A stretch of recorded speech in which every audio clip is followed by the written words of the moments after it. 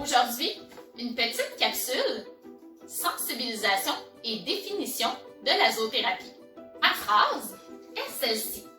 Je vous laisse une petite minute pour l'analyser et on en rediscute ensemble dans quelques secondes.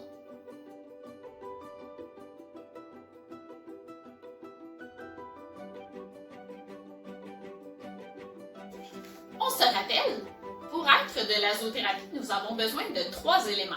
La première chose, un professionnel formé en zoothérapie d'une école reconnue par la Corporation des zoothérapeutes du Québec. La deuxième chose, j'ai besoin d'avoir des objectifs précis et clairs et atteignables. La troisième chose, j'ai besoin d'un partenaire animal qui est sélectionné et entraîné vers l'atteinte de ces objectifs-là, qui est aussi sensibilisé et qui est apte à faire le travail auprès de ce client-là. Alors, on revient avec la prochaine question. Un chien d'assistance visite les élèves d'une classe. Par exemple, vous allez peut-être voir des chiens d'assistance qui vont être en année de désensibilisation, que vous allez voir qui vont accompagner quelqu'un qui aurait une problématique dans une école.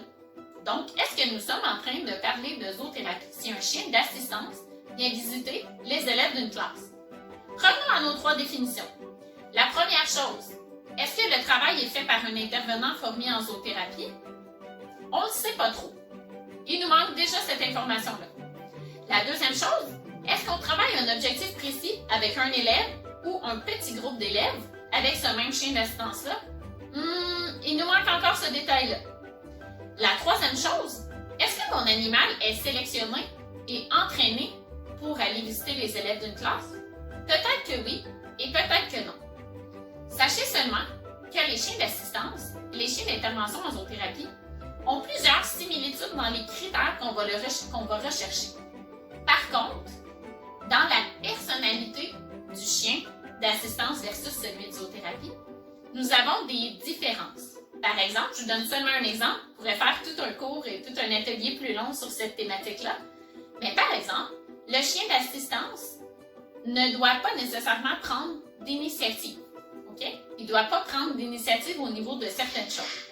Par exemple, il ne doit pas prendre d'initiative s'il voit un écureuil dans la rue et qu'il désire partir en courant pour aller chercher l'écureuil puisqu'il pourrait faire tomber la personne qui est accompagnée du chien. Et ça pourrait être dangereux pour la personne qui l'accompagne.